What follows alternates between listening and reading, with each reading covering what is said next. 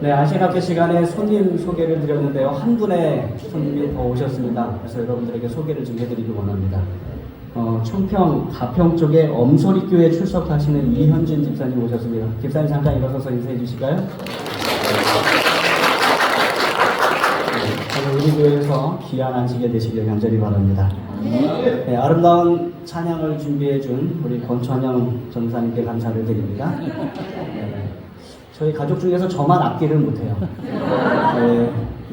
찬소리도 첼로를 하고, 찬양이는 특별히 하는 악기들이 참 많습니다. 오카리나, 이거 4학년 때 배우기 시작한 것입니다. 플룻을 하고요. 또, 클라리넷까지. 제 집사람도 피아노도 하고, 플룻도 하고, 그래서 저한테 오는 압박이 아주 큽니다. 악기를 좀 하나 해야 되지 않겠느냐. 저도 노력을 안 해본 것은 아닙니다. 열심히 해봤는데, 안 하는 게 낫겠다.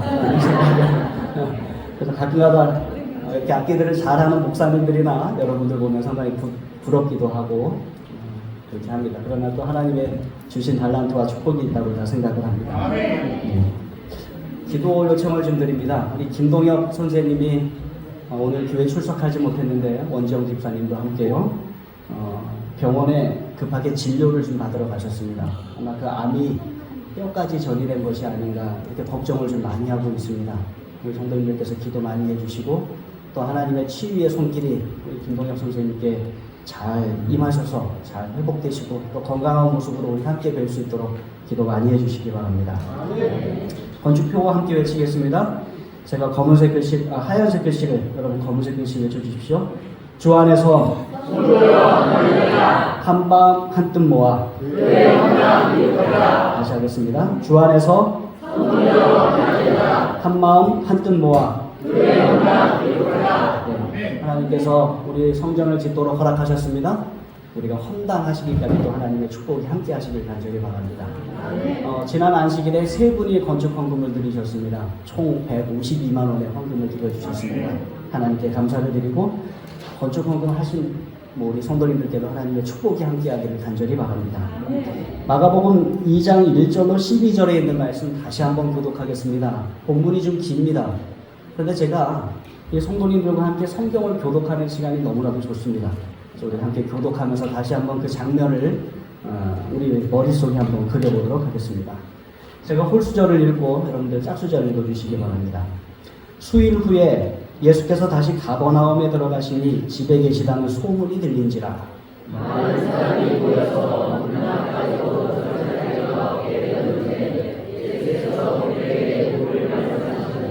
사람들이 한 중풍병자를 4사람에게 메워가지고 예수께로 올세.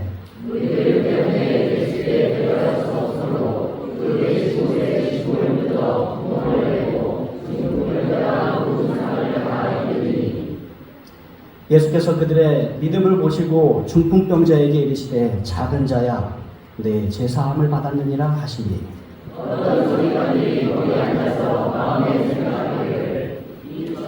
이 사람이 어찌 이렇게 말하는가 신성모독이로다. 오직 하나님 한 분 외에는 누가 능히 죄를 사하겠느냐.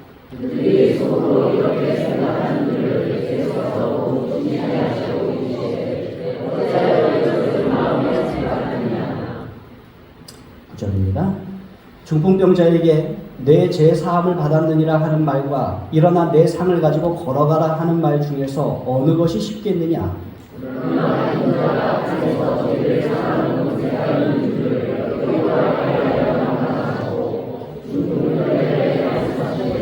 내가 내게 이르노니 일어나 내 상을 가지고 집으로 가라 하시니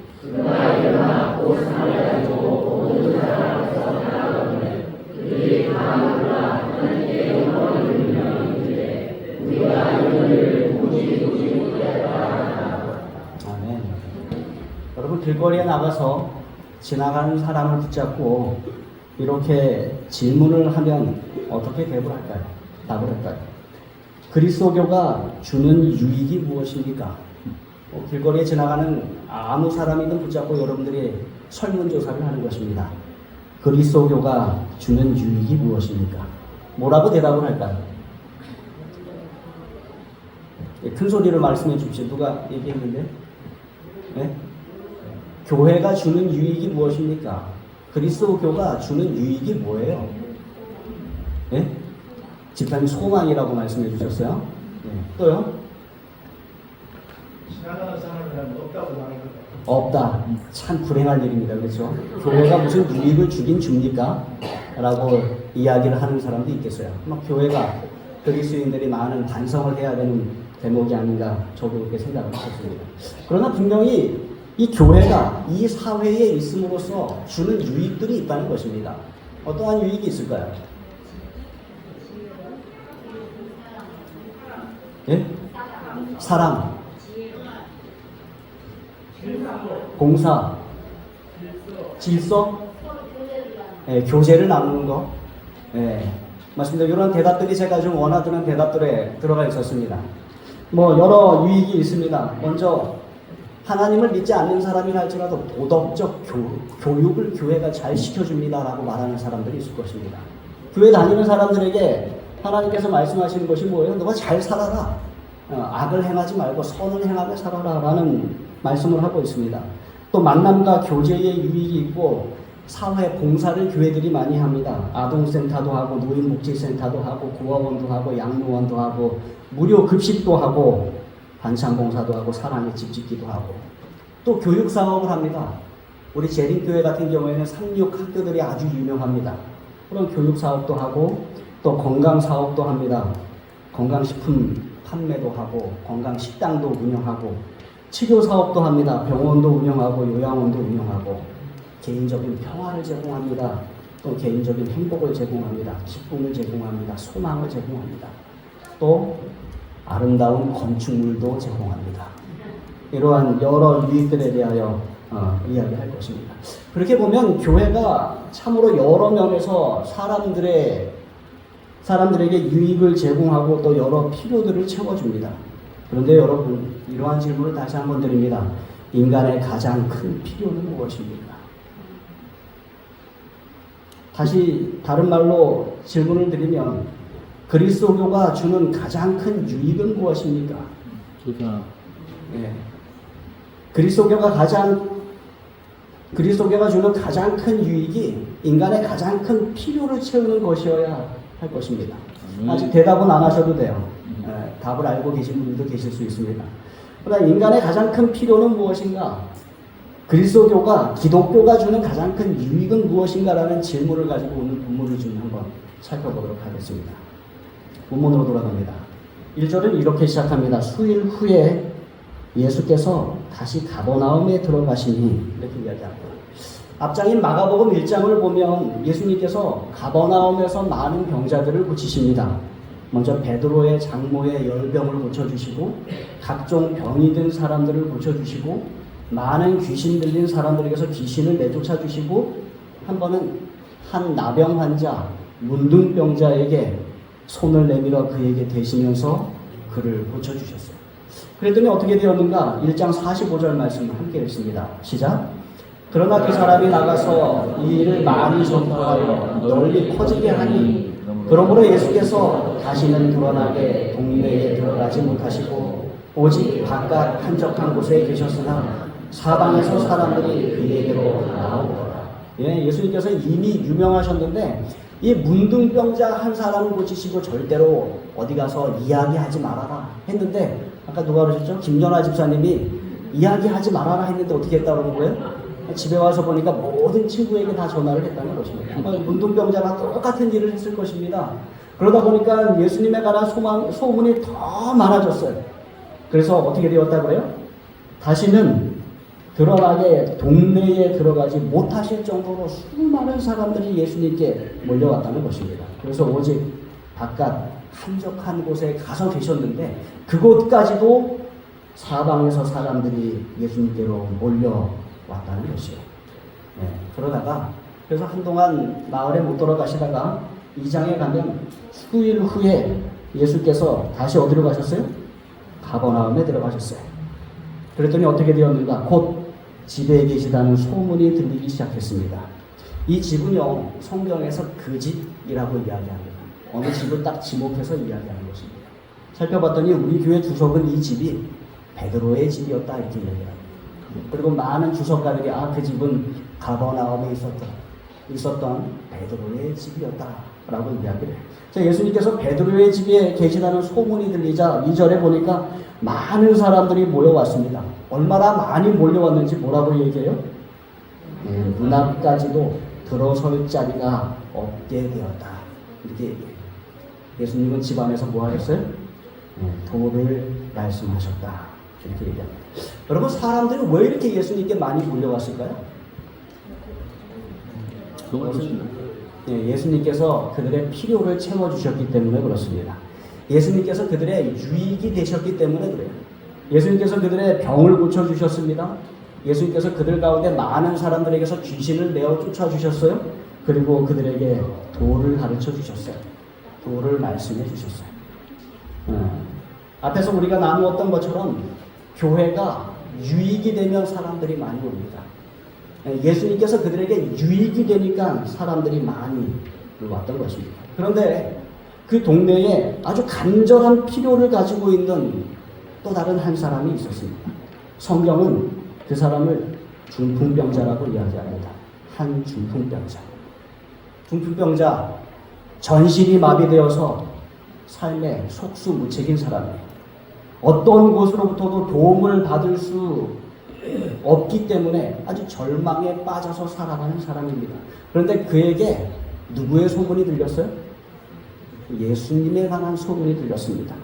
그는 자기처럼 죄가 많고 무력한 다른 사람들이 예수님께 고침을 받았다는 소식을 들었어요. 그리고 심지어 최근에는 가장 큰 죄의 형벌로 여겨지는 나병 환자도 예수님께 고침을 받았다는 소식을 들었습니다. 그 소식을 친구들이 이 사람에게 가지고 왔습니다. 친구들이 그 소식을 이 중풍병자 친구에게 가지고 와서 말하기를, 만약에 너도 예수님께 운반된다면 너도 나음을 입을 수 있을 거야. 너도 나을 수 있다. 그런데 한편으로 그 질병이 어떻게 자기에게 왔는지 그것을 생각할 때 그의 희망이 무너져 내렸다고 시대의 소망을 기록하고 있습니다. 그의 질병이 그의 자신의 죄의 결과로 만난 것이었기 때문에 그래요. 그 순결하신 의원께서 자신이 당신 앞에 나아가는 것을 용납하실 수 있으실까? 그러니까 그러한 걱정을 하고 있는 것입니다.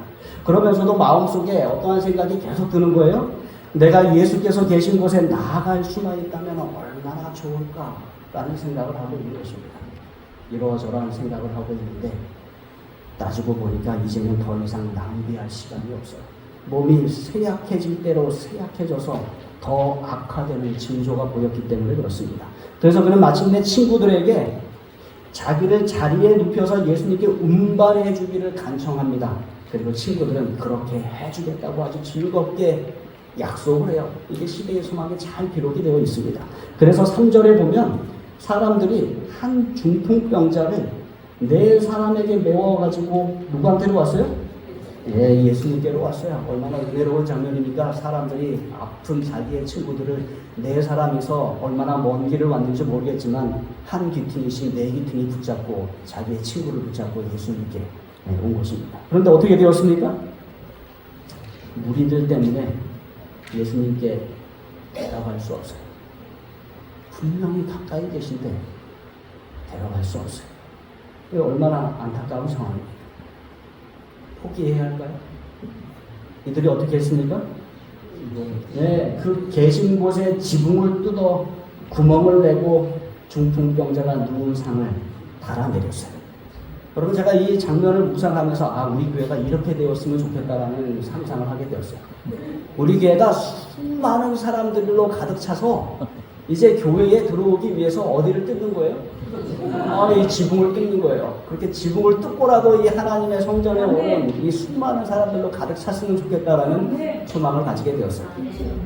아멘 하는 분이 적으시네요. 새롭게 지은 성전이라 지붕을 뜯는 것은 좀 아마 이런 마음을 가지고 계실지 모르겠습니다. 어쨌든 그렇게 예수님 앞에 나아가기 위해서 그들은 길이 없었지만 아주 새로운 길을 찾았어요. 지붕이라는 길을 찾아서 예수님 앞에 정확히 그 친구를 내려놓게 된다는 것입니다.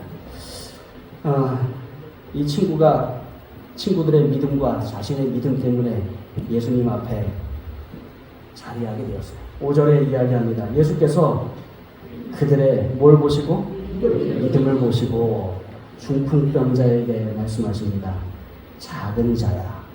그래서 작은 자야는 다른 말로 하면 내 아들아. 또 다른 그 주석의 다른 설명으로는 내 자식아 이렇게 얘기합니다. 얼마나 사랑스러운 호칭이에요. 내 아들아. 뭐라고 말씀하세요? 내 제사함을 바랍니다. 중풍병자와 친구들은 이 베드로의 집에 지붕을 구멍을 뚫고 나서도 오히려 칭찬을 받았어요. 무슨 칭찬 받았어요? 믿음이 있다는 칭찬을 받았어요. 여러분, 저와 오늘 여러분이 예수님 보시기에 우리의 믿음을 보시고 라고 말씀하신다면 이게 얼마나 기쁜 일이 되겠습니까? 근데 그들의 믿음을 보셨어요. 네. 그들의 믿음을 보신 예수님께서 그들의 필요를 채워주십니다. 그 중풍병자의 필요를 채워주십니다. 그 중풍병자의 필요 중에 가장 큰 필요를 먼저 채워주십니다. 작은 자야, 내 죄사함을 바랍니다. 예수님께서 하신 이 말씀을 보니까 그 사람의 가장 큰 필요는 병 고침받는 것이 아니었어요. 그 사람의 가장 큰 필요는 무엇이었습니까? 죄사함. 예, 죄사함을 받는 것이었어요. 시대의 소망에는 이렇게 기록하고 있습니다. 그러나 그가 바란 것은 육체적 회복이라기보다는 죄의 짐에서 해방되는 것이었다. 그가 만일 예수님을 보고 용서와 하늘의 평강의 보증을 받을 수 있다면 그는 하나님의 뜻을 따라 살든지 죽든지 만족할 수 있었다.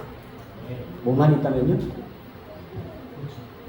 죄의 짐에서 해방될 수 있다면, 용서를 받을 수 있다면 그는 살든지 죽든지 그 아무것도 문제가 되지 않았다라고 고백하고 있는 것입니다. 이 사건 속에서 우리는 인간의 가장 큰 필요가 무엇이며 또 그리스도교가 줄 수 있는 가장 큰 유익이 무엇인지를 깨닫게 됩니다. 인간의 가장 큰 필요, 교회가 줄 수 있는 가장 큰 유익, 그리스도교 신앙이 줄 수 있는 가장 큰 유익은 무엇이에요? 용서. 죄의 용서예요. 죄의 사함입니다.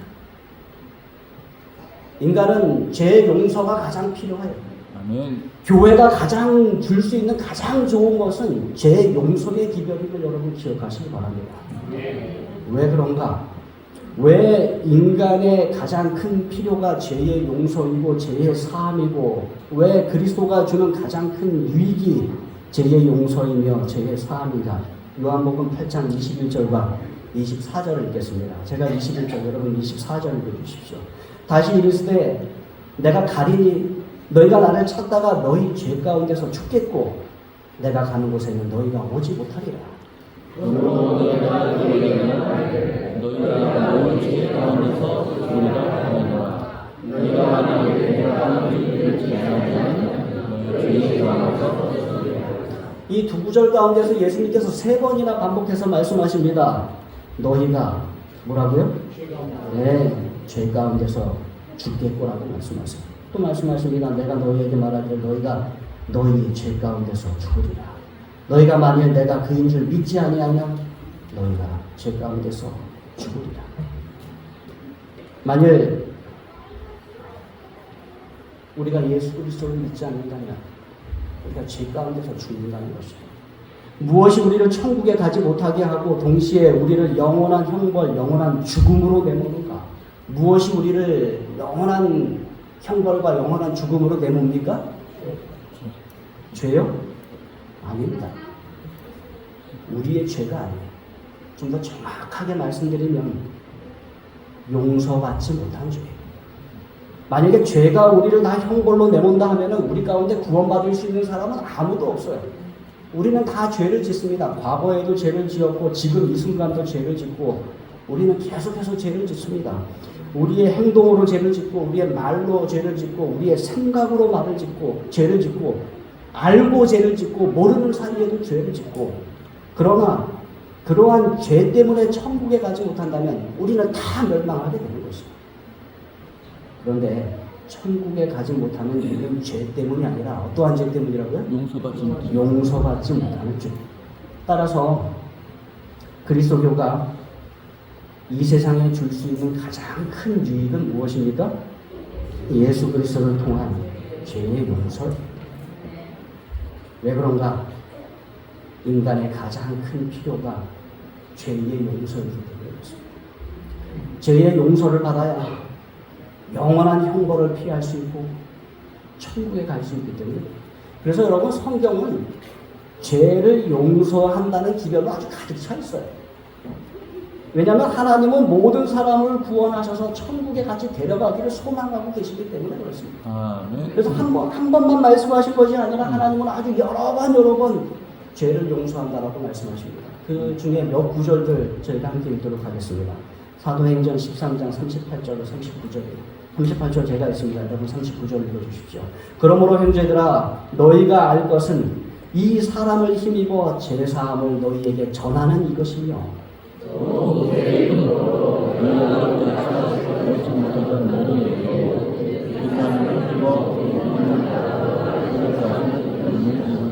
네, 우리는 예수 그리스도를 힘입어 제사함을 얻습니다. 이게 성경이 우리에게 주는 아주 놀라운 용서의 기별이에요. 모세의 율법으로 의롭다 하심을 얻지 못했던 모든 일 가운데서도 어떻게 해요? 이 사람 예수를 힘입어 믿는 자마다 어떻게 돼요? 의롭다 하심을 얻게 되는 것입니다. 용서를 얻게 되는 것입니다. 에베소서 1장 7절입니다. 함께 읽습니다. 시작. 우리는 그리스도 안에서 그의 은혜의 풍성함에 따라 그의 피로 말미암아 속량 곧 제사함을 받았느니라. 얼마나 은혜로운 말씀이에요. 우리는 그리스도 안에서 그의 은혜의 풍성함을 따라 그의 피로 말미암아 속량 곧 제사함을 받았습니다. 4장 32절 또 있습니다. 시작. 서로 친절하게 하며 불쌍히 여기며 서로 용서하기를 하나님이 그리스도 안에서 너희를 용서하시는 같이. 하나님이 그리스도 안에서 우리를 어떻게 했어요? 용서하셨다는 아주 분명한 말씀이 우리에게 있는 것입니다. 우리가 좋아하는 성경 구절 하나 또 있습니다. 요한계시서 2장 9절, 1장 9절 함께 있습니다. 시작. 만일 우리가 우리 죄를 자백하면 그는 믿으시고 의로우사 우리 죄를 사하시며 우리를 모든 불의에서 깨끗하게 하실 것이요. 하나님은 우리 죄를 사하시고 우리를 모든 불의에서 깨끗하게 하시는 하나님. 구약에 있는 말씀도 좀 보겠습니다. 출애굽기 34장 6절 7절입니다. 제가 6절 여러분 7절 읽어주십시오. 여호와께서 그의 앞으로 지나시며 선포하시되 여호와라 여호와라 자비롭고 은혜롭고 노하기를 더디하고 인자와 진실이 많은 하나님이라. 인자를 성대까지 베풀며 악과 가시와 죄를 쏟아라. 그러나 너를 맹렬하지 않으며 아무리 악행을 착하니 보호하라. 네, 악과 과실과 죄를 용서하시는 인자하신 하나님. 시편 103편 8절로 14절에 있는 말씀 조금 길지만 저희가 또 천천히 교독하겠습니다. 여호와는 긍휼이 많으시고 은혜로우시며 노하기를 더디하시고 인자하심이 풍부하시도다.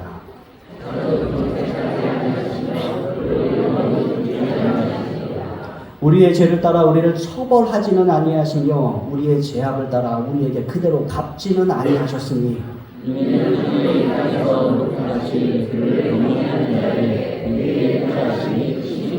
동이 서에서 먼 것 같이 우리의 죄과를 우리에게서 멀리 옮기셨으며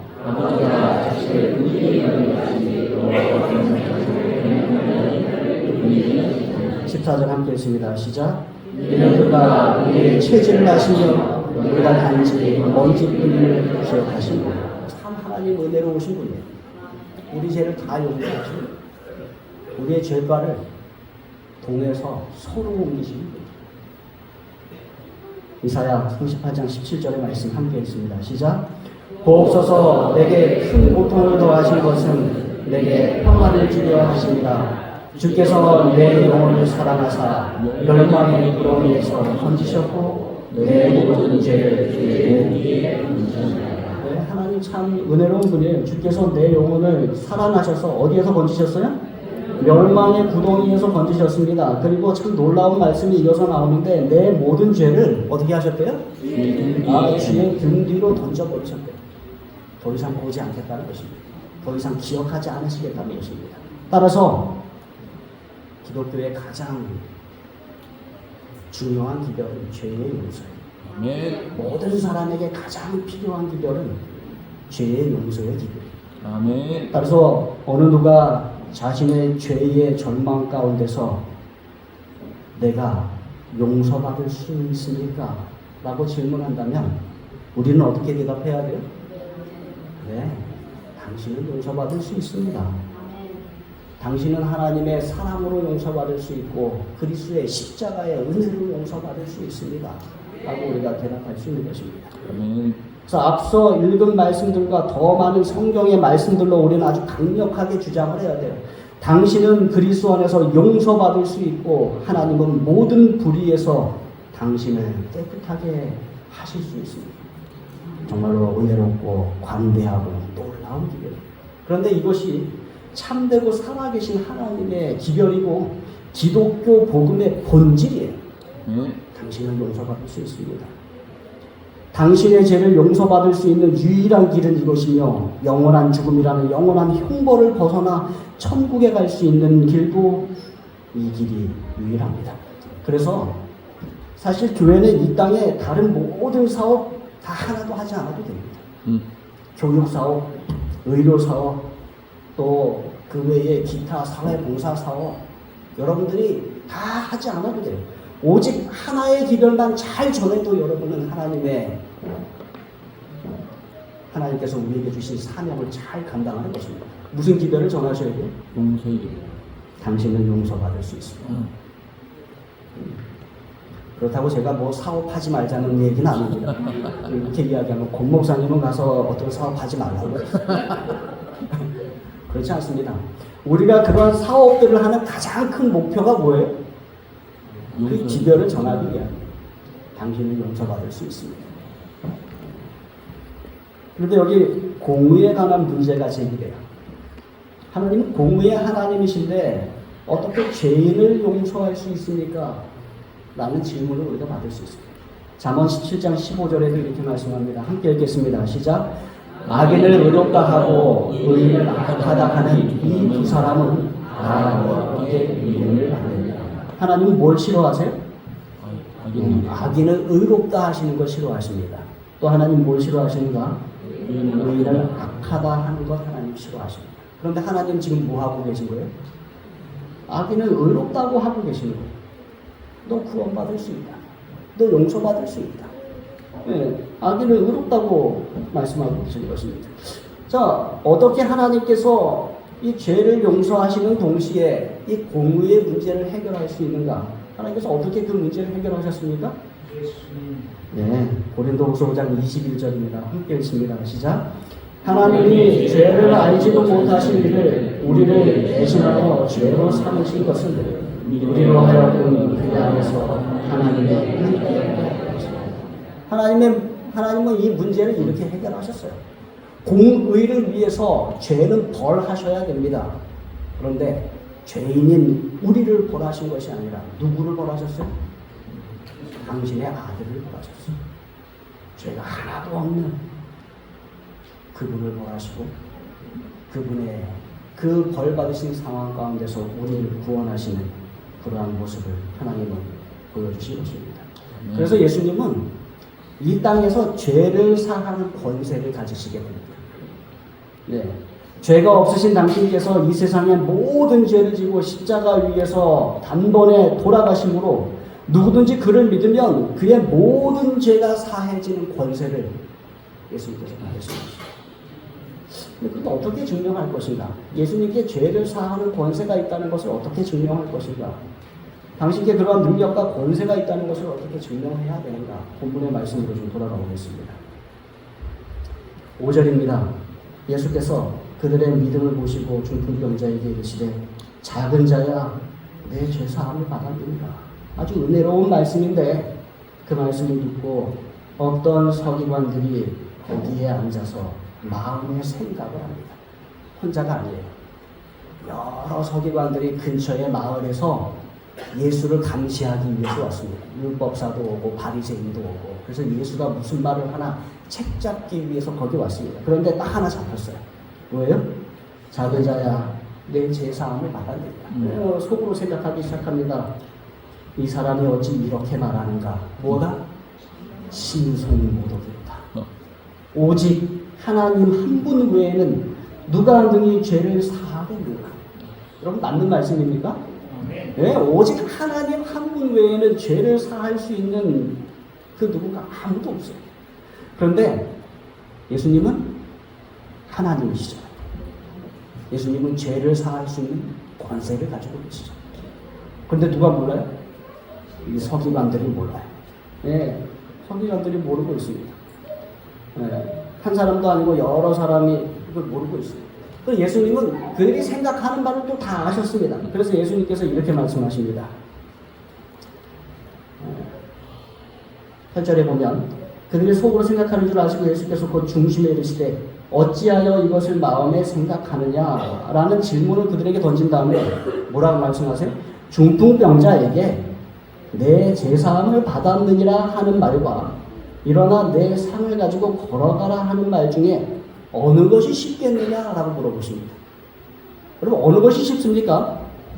중풍병자 누워있는 자에게 사지가 마비되어 누워있는 자에게 내 제사함을 받았느니라 말하는 것과 내 상을 가지고 일어나 걸어가라 라고 말하는 것 어느 것이 쉽습니까? 걸어가라. 네? 걸어가라. 걸어가라 라고 말하는 것이 쉽습니까? 아마 이 서기관들이 대답은 안 했을 거예요. 그러나 생각으로 이렇게 했을 것입니다. 내 죄가 사함을 받았느니라 말하는 것이 쉽지. 왜요? 사함을 받았는지 아닌지 알 수가 없습니다. 그래서 말하는 게 쉽지. 뭐가 어려워요? 일어나 내 상을 가지고 걸어가라 말하는 것이 어렵습니다. 왜요? 말을 했는데 일어나서 걸어가지 못하면 얼마나 그게 낭패가 되는 것입니다. 이게 어려운 거예요. 사실은 사람에게는 둘 다 어려운 것입니다. 그러나 하나님께는 예수님께는 둘 다 쉬운 일이었어요.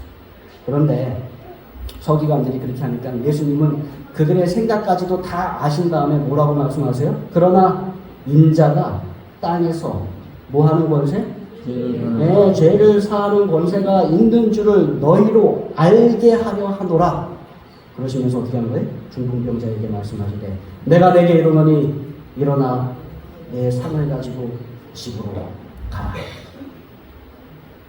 예수님은 당신께서 실제로 죄를 사하는 권세를 가지고 계심을 증명해 보이기 위해서 중풍병자를 일으켜 세우는 기적을 행하신 것입니다. 사실 예수님의 이 가장 큰 목적은 사람들에게 이것을 알게 하시는 거예요.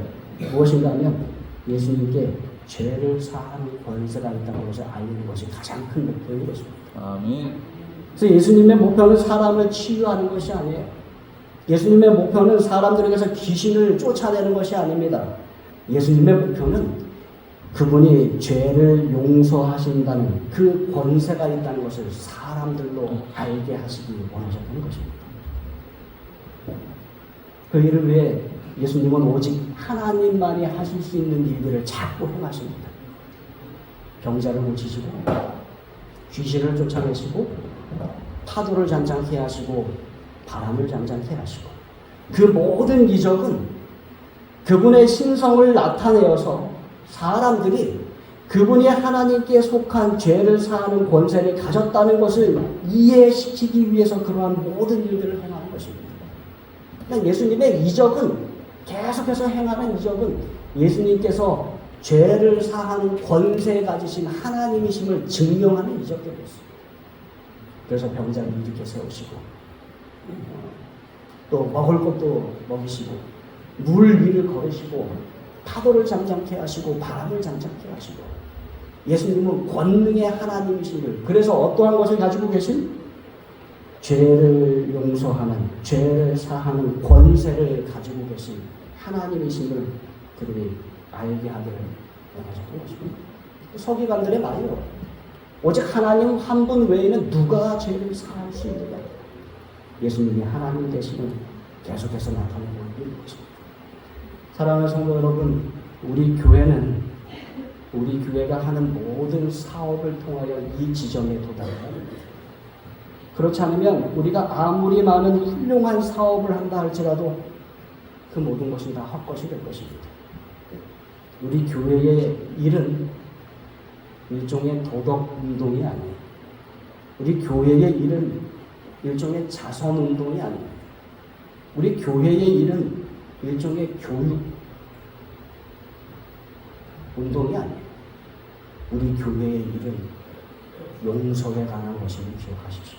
아멘. 세상은 우리 교회가 어떠한 좋은 일을 하는지 아무것도 몰라도 돼. 다만 한 가지만 알면 돼. 우리가 전하는 것이 당신은 예수 그리스도 안에서 죄의 용서를 받을 수 있습니다. 아멘. 땅에서 죄를 사하는 권세가 예수 그리스도께 있습니다. 이 두 가지 사실을 세상에 알릴 수 있다면 우리 교회는 하나님께서 우리에게 맡기신 사명을 잘 감당하는 교회가 되는 것입니다. 아멘. 시대의 소망이 있는 말씀입니다. 절망의 짐이 병자의 심령에서 떠나고 용서의 평강이 그의 마음에 임하고 그의 용모를 훤히 비춘다.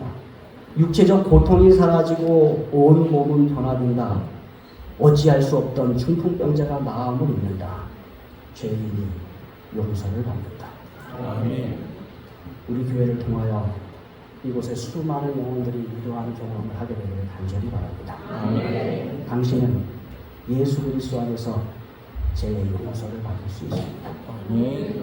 땅에서 죄를 사하는 권세가 예수 그리스도께 있습니다. 아멘. 저와 여러분이 먼저 이 두 가지 진리를 굳게 믿고 그 축복을 나누고 그 축복을 이곳 세종 지역에 크게 전하는 저와 여러분 되길 바라면서 말씀을 마치겠습니다. 아멘.